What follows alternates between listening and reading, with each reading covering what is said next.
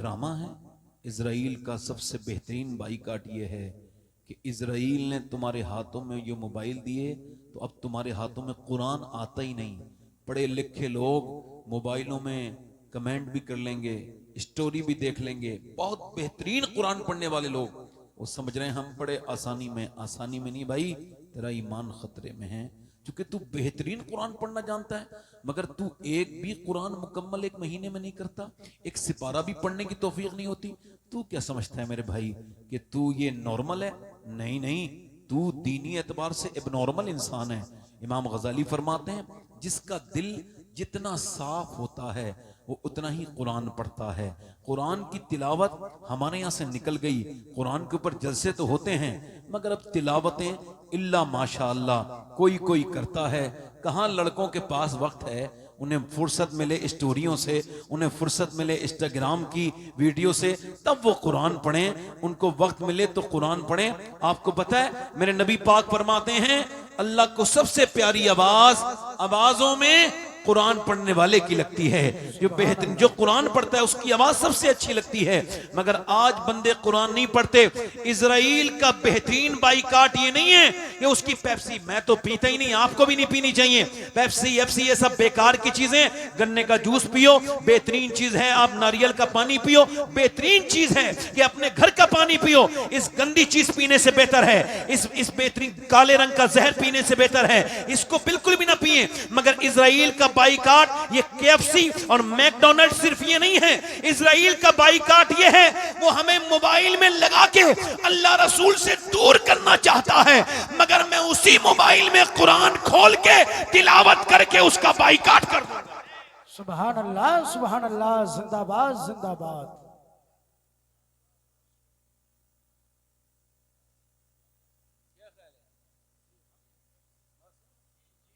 बीमारी का हद बहुत बड़ा है। मैं इस मोबाइल की बीमारी से मुझे बड़ा, मैं बता रहा हूँ, इसमें बड़ा पढ़ता हूँ।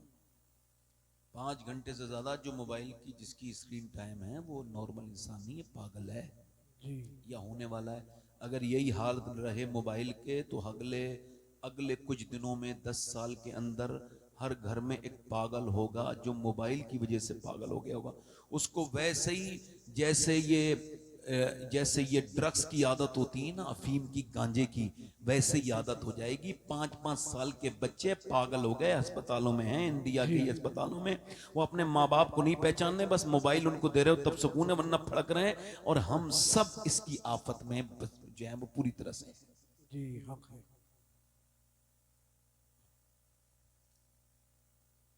इस वजह से अपने माओ से गुजारिश है कि बच्चों के सामने मोबाइल ना देखें।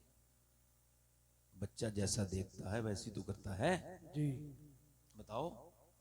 अब वो माँ बाप को बड़ी शिकायत है कि बच्चे मोबाइल नहीं छोड़ते, और तुम आप भी तो नहीं छोड़ते ना। आप लोग खैरियत से हैं? अल्हम्दुलिल्लाह। क्या नाम है इस गांव का? लहरा कमंगर। लहरा, माशाअल्लाह, बहुत पुराना सुना हुआ नाम है। हमने अपने बचपन से इस गांव का नाम सुना है, चूंकि हमारे जनेटा शरीफ की काफ़ी रिश्तेदारियां इस गांव में हैं। अल्लाह ताला आपको सलामत रखे। अब सुभान अल्लाह कहने मतलब आपके यहाँ भी जब कहो तभी कहते हैं लोग सुभान अल्लाह। सुभान अल्लाह, यानी आपके यहाँ भी गाड़ी अभी धक्का पलेटी चल रही है जी। हम तो समझ रहे थे आप स्टार्ट हो गए ऐसे। भाई कहने से अल्लाह को पाक कहोगे, वो तो जितना आपका है उतना ही मेरा है। करीम इतना है कि तुम बोलते हो, बोलने से पहले सुन लेता है। सुभान अल्लाह, सुभान अल्लाह। और ऐसे सुनता है कि जो दिल में बातें करते हैं ना हम लोग, वो भी सुन लेता है। खुदा की कसम, अल्लाह ही है जिससे मोहब्बत की जाए। वो मोहब्बत, उसकी ज़ात इतनी अजीम है। वो कहता है मैं 70 माओं से ज़्यादा मेहरबान। मेरे शेख मुहीउद्दीन अब्दुल कादिर जीलानी गौसुल आज़म फरमाते हैं ये सिर्फ मिसाल है, मिसाल है, मिसाल कि माँ से वो 70 दर्जे ज़्यादा प्यार करता है। ये मिसाल के लिए समझाया है, वरना वो जितना प्यार करता है उसकी कोई मिसाल दुनिया में हो नहीं सकती। सुभान अल्लाह, सुभान अल्लाह। हाँ, हजरत सैयदना जुनैद बगदादी तकरीर कर रहे थे, एक शराबी उठ के खड़ा हुआ, मैं तौबा करना चाहता हूँ साहब, क्या अल्लाह मुझे माफ़ कर देगा? कहा तेरी माँ तेरा इंतजार करती है? कहा नहीं हुजूर, मैं तो शराबी हूँ ना, तो वो तो नामुराद हो गई, नाउम्मीद हो गई है, क्या पता कहाँ पड़ा होगा शराब पी के। अब इंतजार नहीं करती, तेरा भाई नहीं करता, तेरी बहन नहीं करती, तेरी बीबी का हुजूर वो भी थक गई है, मेरे बच्चे भी मुझसे नाउम्मीद हैं, सब नफरत करते हैं, कोई मेरा इंतजार नहीं करता। आप रोने लगे, आप क्यों रोते हैं? फरमाया सुन, तेरे माँ बाप तो तेरा इंतजार नहीं करते, तेरी बीबी, मगर तेरा रब और उसकी रहमतें तेरी तौबा का इंतजार कर रही हैं। सुभान अल्लाह सुभान अल्लाह। और ये मौत से पहले है मामला, इससे पहले तौबा कर ले, वरना ये दुनिया है तुझे फांस के मारेगी। 20-25 साल की जिंदगी जवानी की होती है, इसी में मार देगी, छोड़ेगी नहीं तुझे। और बेहतरीन तौबा वो है जो जवानी में की जाए। जी वो मेरे हुजूर फरमाते हैं कयामत के दिन कोई भी साया नहीं होगा, मगर वो अर्श के साये के नीचे खड़ा होगा जिसको गुनाह की मोहलत तो मिली हो मगर उसने गुनाह न किया हो, यानी जिना की मोहलत मिली हो, यानी मोबाइल पे गंदी वीडियो देखने की मोहलत मिली मगर नहीं देखा, इंशाअल्लाह अर्श के साये में खड़ा होगा। सुभान अल्लाह सुभान अल्लाह। ये नेगेटिव दौर है, पॉजिटिव लोग कम हैं दुनिया में इस वक्त। नेगेटिव मौलवी भी बहुत बहुत बड़े नेगेटिव पड़े हैं दुनिया में, बड़े खतरनाक खतरनाक हैं। हाँ, अल्लाह ताला सबको सलामत रखे, हम तो दुआ ही कर सकते हैं। हाँ, कुछ ऐसे दुश्मन हैं आप उन्हें जानते भी नहीं हैं, मैं तो ऐसे लोगों को जानता भी नहीं उनको। और मगर मैं कभी कोई मेरे बारे में कोई बात करता है तो मैं जवाब नहीं देता, नहीं। हाँ, अगर वो किसी बुजुर्ग के बारे में कोई बात करे तो मैं खामोश भी नहीं रहता, मगर पर्सनली कोई मेरे बारे में बात करता है तो आप भी ना जवाब दिया करें। भाई आप बताइए, किसी ने अरस्तु से कहा गधे के बच्चे, तो मुस्कुराने लगा, तो उसके शागिर्दों ने कहा हुजूर ये आपको गधे का बच्चा कह रहा है, आप मुस्कुरा रहे हैं? फरमाया बता, मैं इंसान का बच्चा हूं, ये मुझे गधे का बच्चा कह रहा है, तो मैं इसकी अकल पे ही तो मुस्कुरा रहा हूं, ये पागल हो गया, इंसान के बच्चे को गधे का बच्चा कह रहा है। जी जब कोई आपसे बदतमीजी करे तो आपको वो अपने करीब लाना चाहता है, जी अपने बराबर करना चाहता है। वही जैसे कहीं भी किसी भी प्लेटफॉर्म पे, चाहे फेसबुक पे, चाहे दुनिया में, वो आपकी जो बुराई करता है वो चाहता है कि आप भी उसकी करें जी और उसके जैसे हो जाएं। नहीं नहीं, हालांकि अल्लाह का शुक्र है मैं अच्छा खासा ठीक ठाक बेहतरीन किस्म का खतरनाक किस्म का भी जवाब दे सकता हूं। इस वक्त अल्लाह ने इतना मुझे नवाज अपने फजल से, उसका शुक्र है, मगर मैं कभी जवाब देता नहीं। ये ऐसे है कि जैसे आप कहीं निकल के जा रहे हैं और कोई सुअर किसी जो है वो सुअर जो है वो किसी नाले वाले में लौट रहा है और उसने आपके छींटे दे दी, अब आप या तो वही एक छींट लेके चले जाइए या फिर उतर जाइए उस नाले में। उसे कोई गंदा कर सकते हैं, है ना? तो बस आप अपना काम कीजिए। वासिफ अली वासिफ फरमाते हैं जिसको लंबे सफर पे जाना हो वो रास्ते में उलझता नहीं है, वो निकलता चला जाता है। वाह वाह।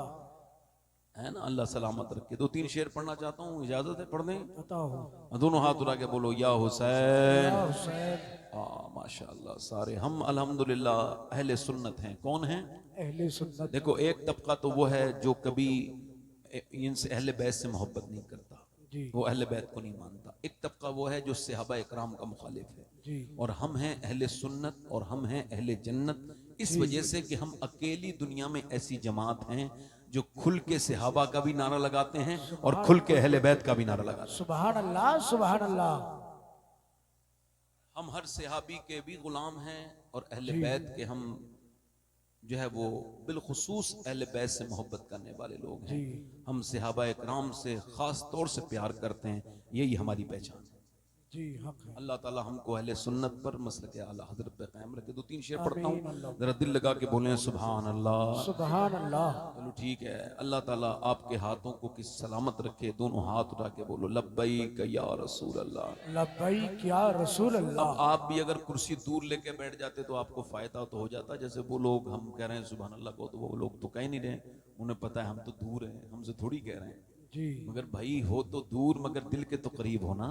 जी आपको भी जरा शामिल होना चाहिए। कुर्सियां करीब ले आओ थोड़ी सी, आपका चेहरा मुझे नजर नहीं आ रहा है, आपका दीदार करके तकरीर करूंगा। जरा थोड़ा सा आगे आ जाओ, बड़ी मेहरबानी। वो लोग जो उधर बैठे हैं बॉर्डर के नीचे, आप कुर्सियां आगे ले आओ आ थोड़ी सी। जाइए भाई, आ जाइए जो नीचे बैठे हैं। हाँ, नीचे बैठने की नहीं नहीं, और आप करीब आ जाओ, आपकी बड़ी मेहरबानी। कुर्सियां लेके माशाल्लाह आ जाओ, वहीं आ जाओ बुलाने, मोबाइल से आ जाओ, थोड़ा करीब आ जाओ भाई, आ जाओ। नहीं चाहिए, तुमसे कुछ नहीं चाहिए। फिर इस पर क्या चाहते हैं? इस पर अल्लाह ने फरमाया, महबूब आमिन से कह दें, मेरे कुराबतदारों की मोहब्बत, यानी मेरे करीबियों की मोहब्बत, यानी हुजूर ने जो इतनी सारी हमारे ऊपर मेहरबानियां की, इन सब का बदला हुजूर की औलाद की मोहब्बत, इमाम हसन, इमाम हुसैन, सैयदा फातिमा, मौला अली सुभान अल्लाह, और सुभान अल्लाह। हुजूर के करीबी लोगों की मोहब्बत। जी अब इसका मतलब यह है कि हुसैन से मोहब्बत ये हम पर लाजिम है। जी इसी वजह से हुजूर ने फरमाया, अगर किसी के दिल में मेरी आल का बुग़्ज़ हो, और इतनी वाज़े वाज़े फरमाया, बिल्कुल सही हदीस है, काबे में वो रहे और दिन भर वो क्या करे, रोजा रखे, पूरी रात नमाज पढ़े और पूरी उम्र इसी हाल में गुजारे, मगर उसके दिल में मेरे अहले बैत का बुग़्ज़ हो, फरमाया जहन्नमी। हक है, कौन है बोलो? जहन्नमी। और जो हुजूर की औलाद की मोहब्बत में मरा वो शहीद है। जरा जोर से बोलो सुभान अल्लाह। सुभान अल्लाह। इसी वजह से मेरा इमाम कहता है, दो जहां में खादिमे आले रसूल कर, हजरत आले रसूल मुक्तदा के तदा वास्ते। के वास्ते। अल्लाह ताला आपको सलामती के साथ रखे। मैं आपसे अर्ज कर रहा था मेरे भाइयों, अल्लाह अपना फजल फरमाए, मैं इमाम हुसैन की बात कर रहा हूं कि हुसैन ने करबला में हक अदा कर दिया है ना। बोलो बात सही है? सही है, मगर बात सिर्फ इतनी सी है? नहीं नहीं, बात इसकी दुरत लंबी है। हुसैन ने हक तो अदा किया है, मगर इकबाल कहता है, डॉक्टर इकबाल, कि जब लोग मुझसे कहते हैं कि हुसैन इब्ने अली ने करबला के मैदान में हक अदा कर दिया, तो मैं कहता हूं ये बात अधूरी है। इसका इब्तिदाइया ये नहीं है, इसकी तमहीद ये नहीं है, इसका दिवाचा ये नहीं है, बल्कि इसकी शुरुआत ये है कि पहले अली ने बाप होने का हक अदा किया और फातिमा ज़हरा ने मां होने का हक अदा किया, फिर हुसैन ने करबला के मैदान में अपने बेटे होने का हक अदा किया। सुभान अल्लाह, सुभान अल्लाह।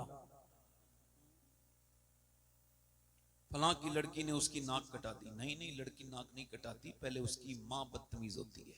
जी हाँ। पहले बाप बेशरम होता है, फिर बच्चा बिगड़ता है।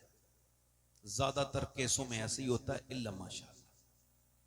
भाई कुछ रेयर केस होते हैं, माँ बाप दोनों नेक होते हैं, औलाद बिगड़ जाती है, तो लोग कहते हैं भाई ऐसा होता है कि वलियों में ये जो है वो बिगड़ा हुआ आदमी पैदा हो, मगर ऐसा नहीं होता कि अक्सर ऐसा हो। जी क्योंकि जब बाप अहमद रजा होता है तो बेटा मुफ्ती आजम हिंद बनता है। सुभान अल्लाह, सुभान अल्लाह। ये सूरत हाल है। कहां चले भाई? अच्छा ठीक है। अल्लाह ताला इन चीटियों से भी हमें बचाए। आमीन। और कब्र के कीड़ों के बारे में सोचा करो। जब भी कोई कीड़ा आपके करीब आया करे ना, तो सोचा करो आज तो हट सकता हूँ या हटा सकता हूँ, मगर कल मैं जब होऊंगा तो वो बड़ी खतरनाक जगह है कब्र। ये इसी वजह से है और कोई वजह नहीं। इसे देखो और बस ये समझो कि आज तो मैं हटा रहा हूं, कल नाक और मुंह में भी चलने वाले हैं।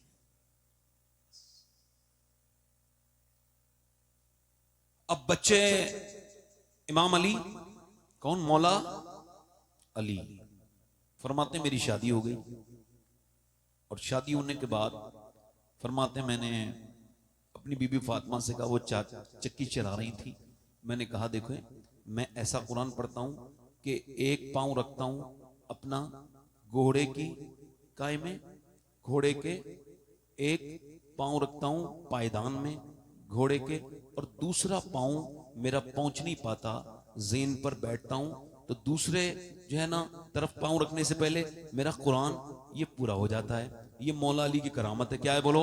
ये क्या है करामत? और करामत समझ में नहीं आएगी, समझ में आ सकती है 30 सिपारे इतनी देर में, मगर मौला अली ये करामत है उनकी कि इतनी देर में आप पूरा कुरान पढ़ लेते हैं। अब तवज्जो करें, एक पांव रखते हैं रकाब में, दूसरे रकाब में पांव पहुंचते पहुंचते कुरान पूरा। ए फातिमा, मैं तो ऐसा कुरान पढ़ता हूं आप कैसे कुरान पढ़ती हैं? तो हुजूर की बेटी मुस्कुराई और फरमाई मैं चक्की चलाती हूं और चक्की के नीचे दाने रखती हूं और मैं उसको घुमाती हूं, पूरा नहीं होता, एक राउंड के मेरा कुरान पूरा हो जाता है। अब बताओ जब माँ ऐसा कुरान पढ़े तो बेटा, और बाप ऐसा कुरान पढ़े तो बेटा अगर नेज़े पे चढ़ के कुरान पढ़े तो इसमें हैरत की बात। सुभान अल्लाह, सुभान अल्लाह। घर से कुरान पढ़ा गया है ना, पढ़ा गया है ना घर से कुरान। मैं आपसे क्या अर्ज कर रहा हूं कि अब हमारे यहाँ क्या, बच्चा जैसी रोया तो औरत ने क्या किया कि उसके हाथ में मोबाइल दे दिया। अब वो मोबाइल का हो गया, वो मुतमईन हो गई, ठीक है भाई अभी खामोश हो गया, मगर वो खामोश नहीं हुआ है।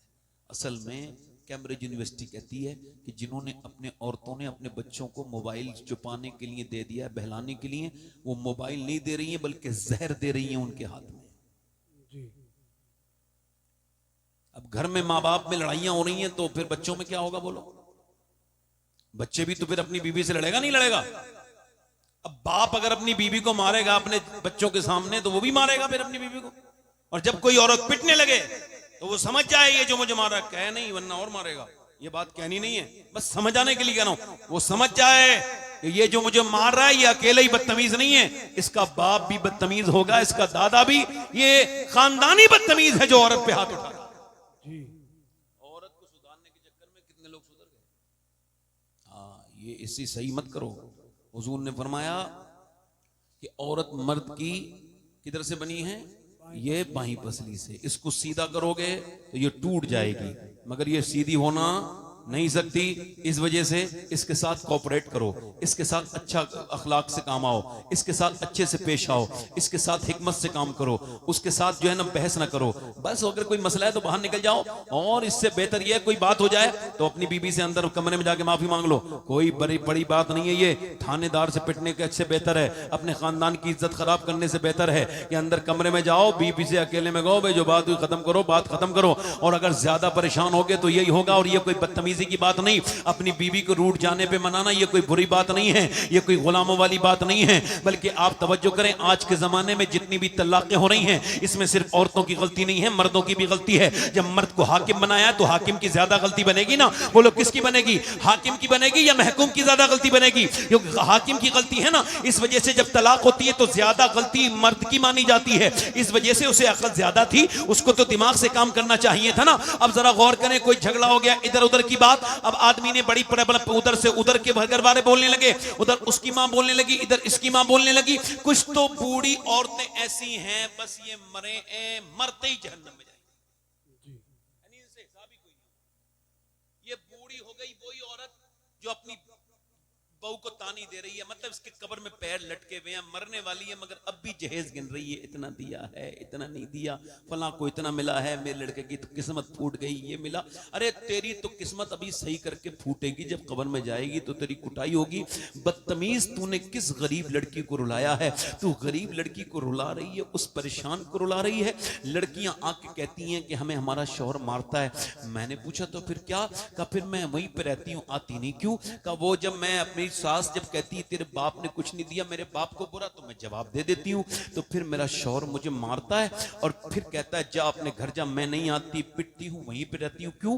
का वो इस वजह से कि मेरा बाप ने बड़ी मुश्किल से मेरी शादी की थी, वो मजदूर इंसान है, अगर मैं उसके पास जाऊंगी और जाकर के अपनी हाल बताऊंगी तो मेरा बाप बीमार रहता है, बहुत जल्दी मर जाएगा, इस वजह से पिटती हूँ, कुटती हूँ, कुछ नहीं कहती, बस बच्चे हैं यही रहती हूँ, पिटती हूँ। जहां लड़कियों को परेशान किया जाता हो, जहां यतीम बच्चियों से जहेज के मुतालबे किए जाते हो, जहां परेशान गरीबों की बच्चियों को जहां घरों में ताने दिए जा रहे हो, वो मुसलमान कौम ऊपर आएगी नहीं, वो नीचे जाएगी, वो बर्बादी होने के लिए, चूंकि उसके अमाली ऐसे हैं, उसने जहेज जैसी लानत को छोड़ना पसंद ही नहीं किया है। अब के जबकि लड़कियां इस और भी दुनिया के वजूहात के बाद एक वजह यह भी है मुर्तद होने में लड़कियों के, ये महंगी महंगी शादियां, ये दिखावे, ये बड़ी बड़ी पार्टियां, ये बड़े बड़े जहेज, ये सब बदतमीजियां हैं। मैं सैयद हूं, मगर आज के जमाने में अगर कोई नौजवान ऐसा बैठा हो तो उसके हाथ इस पूरी महफिल में चूम लूंगा।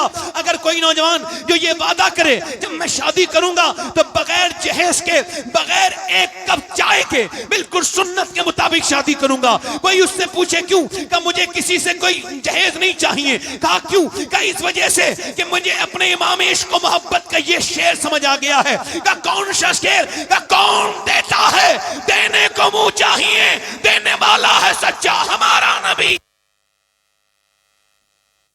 कर रहा था मेरे भाइयों मेरे दोस्तों, ये चलन खत्म होना चाहिए।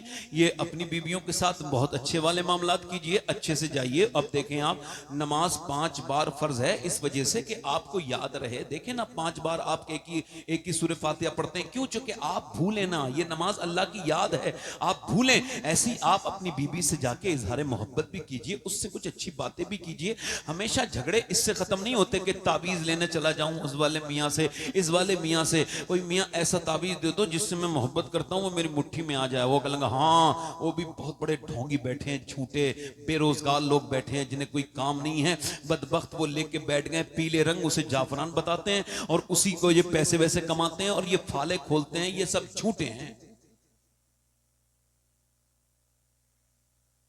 हाँ, किसी की चोरी हो जाए तो वो मियाँ बता दे, ले यार ये फिर बंद करो ना, ये कैमरे एमरे सिक्योरिटी पुलिस सब खत्म करो, यही बिठाल दो, एक मियाँ यहाँ बिठाल दो, एक वहां बिठाल दो, यही बताता रहेगा। इतना पैसा खर्च क्यों करो यार? माज़अल्लाह, उसने चुराया ले, अब भाई का जनाजा जा रहा है और उससे कह रहा है जनाजे को खाना दे दे, नहीं दूंगा। अरे तेरा सगा भाई है, अरे इसने मुझे जादू कराया था। माज़अल्लाह, बताओ जो ऐसा दिल फाड़ दे बख्शा जाएगा वो मौलवी? बख्शा जाएगा वो ढोंगी? बख्शा जाएगा वो बदतमीज? उसको कैसे पता है उसने जादू कराया? मुझे बताना, मेरे सामने लाओ। ये सब झूठे हैं, पाखंडी हैं, इनको कुछ नहीं पता। और जब तक बेवकूफ जिंदा हैं, अक्लमंदों की रोटी रोजी में कोई कमी नहीं है। ये बताओ, तुम तो इधर उधर जाते हो, क्या करना चाहिए? क्या हुजूर की सुन्नत क्या बताती है? मेरे नबी पाक फरमाते हैं, तुम चाहते हो तुम्हारी बीवी से तुम्हारी मोहब्बत बढ़ जाए तो उसकी खूबियों का जिक्र करो, खामियों को नजरअंदाज। जी सुभान अल्लाह, सुभान अल्लाह। उसकी तारीफ करना शुरू कर दो, उसकी तारीफ करो। 4 लोगों में बैठो, अपनी बहनों में, भाइयों में, मेरी बीवी के अंदर बड़ी अच्छी आदतें हैं, जो बुरी आदतें हैं उनको भूल जाओ। इंसान है, बुरी आदत भी होती है, भूल जाओ। अम्मा आयशा फरमाती हैं, हुजूर घर में आ रहे हैं, अब तवज्जो करना, लोग बड़े बड़े पुरानी रस्म लेके बैठे हैं, अब सुने, अब जरा तवज्जो करें। अम्मा आयशा फरमाती हैं, मेरे नबी पाक तशरीफ ला रहे हैं अंदर और हुजूर मुस्कुराते हुए दाखिल हो रहे हैं घर में, जोर से बोले सुभान अल्लाह। और फिर सरकार फरमा रहे हैं, आयशा तुम पानी पी रही हो, मैं भी पानी पीऊंगा, इसी गिलास से पीऊंगा। उसी कटोरे को दे दिया। अब ये बताओ किधर अपने होंठ लगाए थे तब आपने पानी पिया था? अम्मा आयशा फरमाती, मैंने बता दिया, हुजूर ने मेरे होंठों के निशान पर अपने होंठ रखे और वहीं से पानी पिया। हुजूर फरमाते हैं, तुम में बेहतर वो है जो अपनी बीबी के लिए बेहतर है। किसके लिए बोलो? जो कारोबार के लिए बेहतर है वो बेहतर नहीं है। सरकार ने ये नहीं फरमाया बीबी कमजोर होती है, जो बीबी पे रहम करे वो सबसे बेहतर है। जोर से बोलो कौन है वो बेहतर है। सबसे ज्यादा बेहतर कौन है? जो बीबी पे अपनी रहम करे और बीबी से प्यार करे, वो सबसे ज्यादा तुम में बेहतर है। अल्लाह के रसूल फरमाते हैं, नबी पाक सल्लल्लाहु अलैहि वसल्लम, मैं तुम में सब में सबसे ज्यादा अपनी बीबी के लिए बेहतर हूं, उन सबसे मैं अच्छे से पेश आता हूं। और 9 बीबियां हैं। अम्मा आयशा फरमाती, सरकार की 9 बीबियां मदीने में थी, मगर मेरे हुजूर ने कभी किसी से अपने कपड़े नहीं धुलवाए, अपने हाथ से धोते थे। बस इस पे ही कुर्बान चले जाओ, छोटी बात है। जिसकी कायनात गुलाम हो, बच्चा जिस पे कुर्बान हो, उस नबी की शान के अपने हाथ से अपने जूते सी लेते हैं, अपने हाथ से अपने कपड़ों में पहमत लगा लेते हैं, अपने हाथ से अपने कपड़े धो लेते हैं। यहाँ तो मियाँ अजीब अजीब सिस्टम है। अम्मा आयशा फरमाती हैं, नबी पाक एक दिन तशरीफ लाए, मैं बीमार थी, मैंने कहा हुजूर ने फरमाया खाना बनाओ रोटी। मैंने कहा या रसूलल्लाह मेरी तबीयत ठीक नहीं। हुजूर अंदर गए, सरकार ने आटा लिया और आटा बना लिया। आए है, उसके बाद फरमाया आयशा मैंने आटा बना दिया, अब तुम रोटियां डाल दो। फरमाती मैं बीमार हो जाती, हुजूर मेरे काम में मदद फरमाते, मैं रूठ जाती तो हुजूर मुझे मनाते थे। जरा जोर से बोलो मेरे भाइयों सुभान अल्लाह। रूठ जाती मैं मुझे मनाते थे, मैं बीमार हो जाती थी, मेरे काम में मदद करते थे। फरमाती नबी पाक मेरा झूठा भी खाते थे और मेरा झूठा पीते भी थे। आज के बाद अगर कोई लहरा कवंगन में ये बात कहे कि मियां नबी पाक से ये कहे कि किसी अपनी बीबी का झूठा खाना या पीना या बीबी के कहने, बीबी के बीमारी पे उसके काम में आ जाना या बीबी के रूठ जाने पे उसको मनाना, ये जोरू के गुलाम का तरीका है, तो कहना खामोश, ये जोरू के गुलाम का नहीं, ये नबियों के इमाम का तरीका है। सुभान अल्लाह, जिंदाबाद जिंदाबाद। किसका तरीका है बोलो, नबियों के इमाम का, जल्दी बोलो जरा, किसका तरीका है? नबियों के इमाम का। हाँ, मुस्कुरा के बोलो। अल्लाह ताला तुम्हें कभी झगड़े से बचाए, आमीन। ना करो झगड़ा मेरे भाई, जिंदगी मुख्तसर है। सुनो इधर देखो, अबुल हसन खरकानी नाम के एक बुजुर्ग का नाम सुना है? जी अरे जिनका खिरका रख के, कुर्ता रख के दुआ मांगी थी महमूद गजनबी ने, जी है ना? तो उनसे मिलने के लिए एक आदमी आया, आके बोला हजरत हैं? तो उनकी बीवी बड़ी खतरनाक जबान, जरा तेज थी। कहने लगे तुझे भी कोई काम नहीं है? उन्हें तो कोई काम है नहीं, तो बैठे रहते हैं इधर उधर ऐसे। कहने लगे हजरत से मिलना है। अरे क्या हजरत उधर लगाए होंगे कहीं बैठे हुए, इन लोगों में अपने कर रहे होंगे अपनी बातें। तो उसने कहा लो यार, ये तो वली अल्लाह के, और ये बीवी इतनी खतरनाक है। ओ वापस चले गए। अब जब जाके देखा जंगल में, तो शेर पे बैठते हुए आ रहे हैं भाई। उसने देखा अरे यार बीवी काबू में नहीं, शेर काबू में। तो जब ये देखा, दिल में सोच रहे थे, मगर मोमिन की फिरासत आपने देख के फरमाया अरे यही तो सोच रहा है ना कि बीवी मेरी काबू में नहीं। सुन, मैं उस बज़बान को बर्दाश्त करता हूं, तो ये बेजबान मुझे बर्दाश्त कर रहा है। सुभान अल्लाह, सुभान अल्लाह। बिगाड़ने में फायदा, बिगाड़ने में फायदा। बस ये सोच के अल्लाह की बंदी है, जी ऐ अल्लाह मैं तेरी बंदी को बर्दाश्त कर रहा हूं, इसके बदला मुझे देना मेरे परवरदिगार। देखना वो एक दिन आएगा, खुद ही ठीक हो जाएगी। अल्लाह बड़ा करम करने वाला है। अल्लाह हालात पैदा कर देता है। कभी कभी बड़े बड़े खराब लोग हमने बदलते हुए देखे, उम्मीद नहीं तोड़नी चाहिए। अब देखो जरा मेरी तरफ तवज्जो करो, मैं आपसे अर्ज कर रहा था, हमारे यहाँ आप कुरान चूंकि पढ़ा ही नहीं जाता। जी अब जब भी कोई मामला हो जाए, चलो भाई मियाँ के पास ताबीज़ ले आए। अच्छा, मैं किसी मियाँ का मुखालिफ नहीं हूं, खुद मियाँ हूं। हाँ, पुश्तों से मियाँ हूं, एक दो पुश्ते नहीं, 7-8 पुश्ते, तकरीबन 300 साल से तो जन्नत शरीफ में है। जी सुभान अल्लाह। मगर जो बात है वो सच कहनी चाहिए। जी कल को ऐसा ना हो कि कयामत में पकड़ा जाए इंसान, इसके पास उसके बाद जाने वालों सुनो, नबी पाक की बेटी से पूछो और मौला अली से पूछो, ए अली और फातिमा, आप हम सबके लिए आइडियल हैं।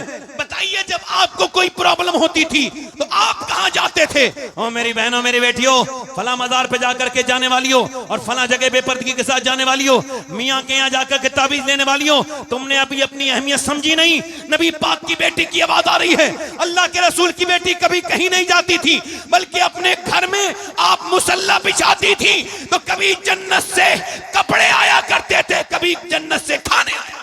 सुभान अल्लाह, सुभान अल्लाह, जिंदाबाद जिंदाबाद। हुजूर के घर में कुरान पढ़ा जा रहा है, नबी पाक के घर में, जोर से बोलो सुभान अल्लाह। सुभान अल्लाह। हम तो हमारे यहाँ औरतें कुरान नहीं पढ़ती, वक्त नहीं, टीवी देखने का वक्त, इन्हें सीरियल देखने का वक्त, इन्हें गीबतें करने का वक्त, बाजारों में घूमने का वक्त, इनके पाँव नहीं थकेंगे, बाजार में 10-20 किलोमीटर चलेंगी फिर भी पाँव में कोई थकान का एहसास नहीं होगा। मगर जे कभी ये कुरान लेके नहीं बैठती। पहले की वो औरतें कितनी बरकत वाली थी कि बच्चे उनके अभी उठे भी नहीं है कि कुरान पढ़ना शुरू कर देती हैं। हमें दीन जो मिला है अपने माँ बाप से ही तो मिला है ना, बोलो मिला है कि नहीं मिला है? माँ बाप हमारे दिए ना, मगर आज जब माँ बाप आज के जमाने के कुरान बिल्कुल नहीं खोलते, अपने बच्चों को बदलो, संभालो, वरना बर्बादी सर पे खड़ी है। याद रखना, ये तकरीरें सुनने से, करवाने से कुछ नहीं होगा।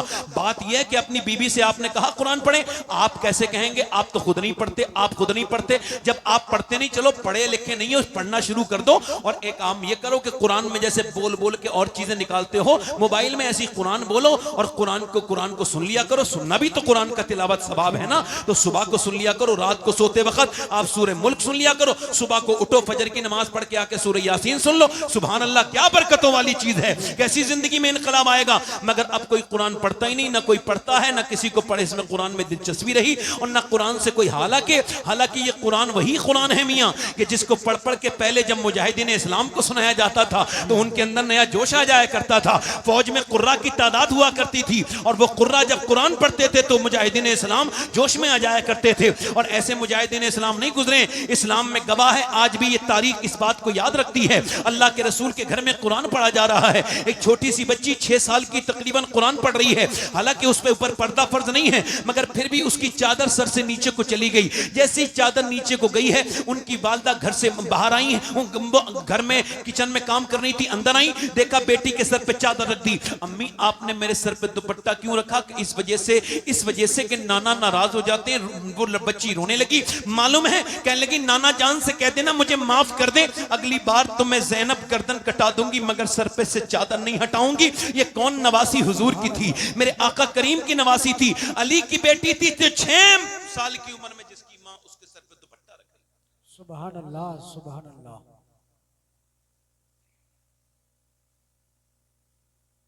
मगर आज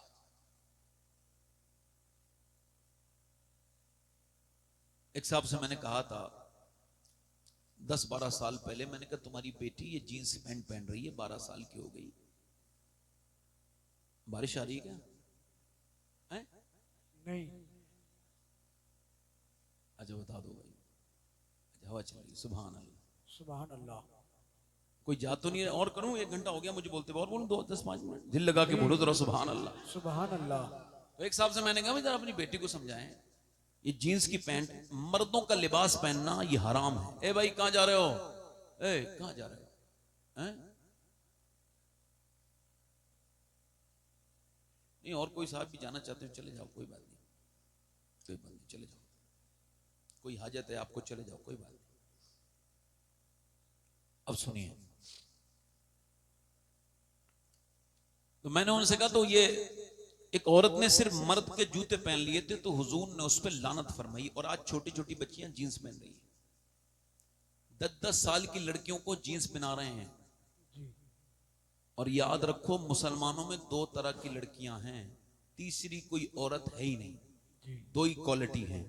एक क्वालिटी तो यह है कि वो पर्दा करेगी ही नहीं, चाहे किसी की मौत में जाए फिर भी उसके जिस्म पे टाइट हराम और सख्त हराम।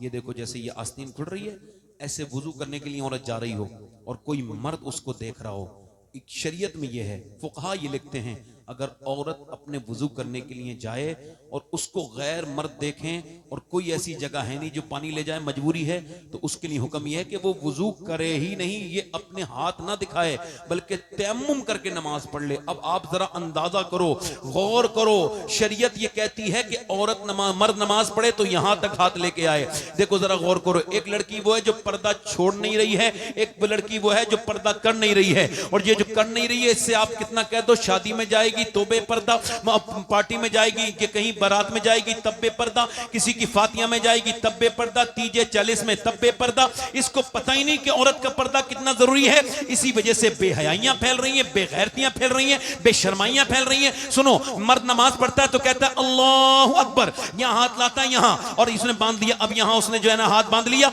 अब वो औरत के लिए हुक्म ये नहीं है कि वो हाथ यहां तक लाए बगले खोले, नहीं नहीं, औरत के लिए हुक्म ये भाई यहां पे हाथ लाए और बांध ले। अब जब और नमाज पढ़ता है मर्द तो खुल के सजदा करता है, औरत के लिए सिमट के सजदा करने का हुक्म है। औरत जब जाएगी काबे में तो वो सफा मरवा में दौड़ेगी नहीं बल्कि वो हल्के चलेगी, और जब वो दौड़ेगा मर्द तो वो कहेगी इब्राहिम की खातून तो दौड़ी थी, मुझे क्यों नहीं दौड़ने देते? कहा तुम दौड़ोगी तो तुम्हारी बेपर्दगी हो जाएगी। अल्लाह को खबर है कि मर्द के जिस्म का बनावट और है तो औरत के जिस्म की बनावट और है, इसलिए अल्लाह ने औरत की नमाज अलग कर दी, मर्द की नमाज अलग कर दी। औरत मरे तो 3 कपड़े और मर्द मरे तो 3 कपड़े का कफन, और औरत मरे तो 5 कपड़े। अल्लाह जानता है मर्द के जिस्म की बनावट और है तो कफन का मामला अलग और कफन अलग, नमाज अलग। अब जरा गौर करो, फिर भी औरतें पर्दा नहीं करती, फिर भी बेपर्दा हैं, लड़ाई झगड़ा कर लेंगी मगर पर्दा नहीं करेंगी। एक तो वो औरत है, एक वो औरत है जो, एक वो लड़की है जो खड़ी है एक कॉलेज के सामने, और जैसे ही वो कह रहा है कि ऐसा करो कि तुम अपना बुर्का उतारो वरना तुम्हें एग्जाम में इम्तिहान में बैठने नहीं दिया जाएगा, वो कह रही है मैं नहीं उतारूंगी, कि तुम्हारा इम्तिहान छूट जाएगा। उसने ली कॉपी और उसके मुंह पे मार के कही ले अपने पास इसे पकड़, मैं कोई तुझे राजी करने के लिए दुनिया में नहीं आई, मैं तो आमना के लाल को राजी करने के लिए। सुभान अल्लाह, सुभान अल्लाह, जिंदाबाद जिंदाबाद।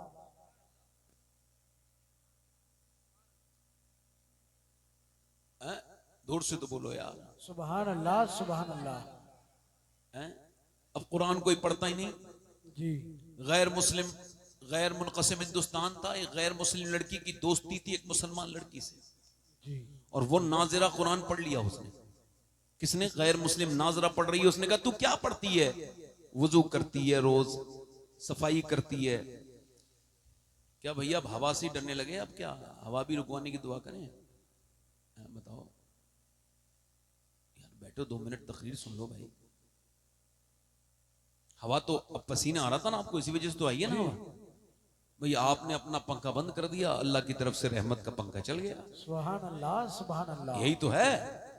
अब बंद मत करो तो फिर उधर भी नहीं चलाएगा वो। उससे उम्मीद रखो तो करम करता है। मोहब्बत करो अल्लाह से, ऐसा फालतू बातें हैं। मोहब्बत इधर उधर करना फालतू पागलपन है, बेवकूफी है। अपने माँ बाप की इज्जत खराब करना है। सबसे ज्यादा मोहब्बत करनी चाहिए अल्लाह से, उसके रसूल से। सुभान अल्लाह। तो रुसवा नहीं होगे, वरना हर मोहब्बत में रुसवाई है। इधर उधर आज लड़कियां अपने माँ बाप की इज्जत खराब कर रही हैं काहे में? मोहब्बत में। लड़का अपने, ये मोहब्बत है? ये जिस्मी तकाजे को मोहब्बत नाम दे देते हैं लोग। ये मोहब्बत नहीं है, ये फालतू बातें, बेवकूफी है। ये साहब मेरा उसका फला हो गया, ये हो गया। मेरी बात सुनिए, मेरी बात पे गौर कीजिए। गैर मुनक़सिम हिंदुस्तान में नाजरा कुरान पढ़ रही थी एक लड़की, उसकी सहेली थी गैर मुस्लिम। उसने कहा तू क्या पढ़ती है? ये पहले हाथ बात धोती है अच्छे से, फिर बैठती है। कहा मैं कुरान पढ़ती हूँ। क्या तेरी अम्मी मुझे कुरान पढ़ा देंगी? क्या जाके पूछ ले। बोली जाकर के आप मुझको कुरान पढ़ा देंगी? कहा पढ़ा तो दूंगी बेटी, मगर तू वादा कर अपने घर नहीं बताएगी इस बात को। कहा ठीक है नहीं बताऊंगी। उसने कहा ठीक है। अब वो कुरान पढ़ने लगी। अच्छा वो कुरान उससे पहले पढ़ गई मुसलमान से, चूंकि कुरान जो है ना वो हुदल नास है। ये किस मुसलमानों की नहीं, सारे इंसानों की हिदायत के लिए है। अब कुरान उसने पढ़ लिया और कुरान पढ़ते पढ़ते पढ़ते पढ़ते उसने नाजरा पूरा कर लिया। उसने कहा फिर तेरा प्रोग्राम का मैं हाफिजा बनूंगी। उसने कहा ठीक है फिर मैं भी हाफिजा करूंगी। उसने कुरान का हिफ्ज शुरू कर दिया। मुसलमान से पहले गैर मुस्लिम लड़की ने कुरान पढ़ लिया और कुरान अंदर गया तो ईमान भी अंदर चला गया। वो कब मुसलमान हो गई कब पता नहीं चला, वो हो गई मुसलमान। और मुसलमान होने के बाद सुनो मेरे भाइयों, अब उसकी शादी का वक्त 15-16 साल की उम्र हो गई। शादी का वक्त करीब आया तो अपनी मुल्लानी के पास आके रोने लगी। का क्यों रोती है? कि मेरी रिश्ता जिसके साथ हुआ है वो बड़ा कट्टर दुश्मन है मुसलमानों का, और अगर मैंने ये बात अपने माँ बाप को बताई तो वो मुझे कत्ल कर देंगे कि मैं मुसलमान हूं। अब अपना ईमान छुपा भी नहीं सकती, और फिर इसको मैं कैसे बर्दाश्त करूंगी? मैं ईमान नहीं छोड़ सकती। जब वो बहुत ज्यादा रोई तो उसके सर पे हाथ रख के मालूम है क्या कहा उसकी मुल्लानी ने? वो भी ईमान वाली थी। कहा बेटी बिल्कुल दिल थोड़ा न कर, तू जिस कुरान से मोहब्बत करती है यह कुरान तुझे अकेला नहीं छोड़ेगा, बल्कि हर मौके पे तेरा साथ देगा। जोर से बोलो, हर मौके पर तेरा साथ देगा, यह कुरान तेरा साथ देगा। उसने कहा ये ले जा छुपा के और अपने यहाँ पढ़ लिया करना। वो छुपा के जहेज में ले गई। उसकी शादी हो गई। उसके बाद उसकी शादी के बाद उसके बच्चे हुए। छुपा के कुरान पढ़ती, आदमी चला जाता, ये कुरान पढ़ती, आदमी चला जाता। वक्त गुजरा, 10 साल गुजर गए। ये छुप छुप के नमाज भी पढ़ रही थी, छुप छुप के कुरान भी पढ़ती थी। एक दिन ऐसा हुआ कि इसके आदमी की तबीयत बिगड़ी। जब वो आया तो रोने लगा। का क्या हुआ? रो के बोला बात ये, डॉक्टर ने मुझे देखा है तुम विधवा होने वाली हो और मेरे बच्चे अनाथ हो जाएंगे। का क्या मतलब? का मुझे डॉक्टर कहता है कि आखिरी स्टेज का कैंसर हुआ है, अब मैं बचूंगा नहीं। ये कह के रोने लगा। और नाउम्मीद होकर के, जिसको कैंसर हो जाता है वो पहले ही मर जाता है रिपोर्ट आने के बाद, वो बिल्कुल डिप्रेशन में जाके बोला अब मैं क्या करूंगा, कांपने लगा। और बुरी तरह से जब रोया तो बीबी ने कहा एक बात बताओ, आप अगर एक वादा करो कि तुम मेरी बात मानोगे तो मैं तुम्हारा इलाज कर सकती हूँ। का ये बता, पूरी दुनिया के सारे डॉक्टर तो मना कर रहे हैं मेरा मर्ज देख के, तू कैसे इलाज करेगी? का जब दुनिया के सारे डॉक्टर हार जाते हैं तब जो मेरा डॉक्टर है वो अपना इलाज शुरू करता है। सुभान अल्लाह, सुभान अल्लाह, जिंदाबाद जिंदाबाद। वो मेरा शाफी फिर शिफा देना शुरू करता है जी। तो वो कहने लगा क्या? का ये बताऊंगी बाद में, पहले वादा कर। उसने कहा ठीक है। उसने वादा कर लिया और उसने फिर अंदर गई और वुजू करके और फिर जाके दरवाजा बंद किया। फिर 2 रकत नमाज पढ़ी। फिर रोने लगी, ऐ मेरे करीम, ऐ मेरे रहीम, कब तक अपने ईमान को छुपाऊं? मेरे कर्म करने वाले, अब मैं पढ़ रही हूं। उसको खबर था उसकी मुल्लानी जब वो कुरान किसी बीमार को पढ़ना होता था उसको तो वो सूरह फातिहा पढ़ के दम करती थी। इसने भी सूरह फातिहा खोला और इय्याका नअबुदु व इय्याका नस्तईन पे गई तो रोने लगी और कहने लगी मालिक मैं तुझे ही पूछती हूँ और तुझसे ही मदद चाहती हूँ, मेरी मदद फरमा दे मेरे मालिक, मैं तेरी कमजोर बंदी हूँ, मेरे करीम ऐसी रोई। उसने फिर वो एक प्याले में पानी उसको दिया फूंक के, उसने पी लिया। 1 दिन 2 दिन 3 दिन रोज रोती, रोज पीती, रोज कुरान पढ़ती। और फिर उसने ये हुआ कि 1 महीने के लिए कहा था 1 महीने बचेगा, मगर 2 महीने हो गए, 3 महीने हो गए, 4 महीने चेकअप करा के आया तो घर में मुस्कुराते हुआ दाखिल हुआ और रोने लगा। और फिर रोया, मुस्कुराया, कहा क्या हुआ? कहा तू बता तूने कैसे इलाज किया है मेरा? कहा क्या हुआ? कहा डॉक्टर ने जब मेरा चेकअप किया तो कहने लगा ऐसा लगता है तुझे कभी कैंसर था ही नहीं, तेरा जिस्म तो बिल्कुल नॉर्मल है, कई बार चेकअप किया है फिर भी मैं बिल्कुल नॉर्मल आया हूं। ये बताओ कि आखिर तूने कैसा इलाज किया है? अल्लाह अकबर। वो कहने लगी जिस इस्लाम से तू नफरत करता है उसी रब के कुरान को मैंने पढ़ के तुझे पिलाया है। अल्लाह अकबर। अब तेरी जो मर्जी चाहे वो कर। आदमी बोला मुझे कलमा पढ़ा के मुसलमान कर दे। जब मैं उससे नफरत करता था तब तो उसने मुझे शिफा दे दी, आज जब मुझसे मोहब्बत करूंगा तो कितना करम। सुभान अल्लाह नारे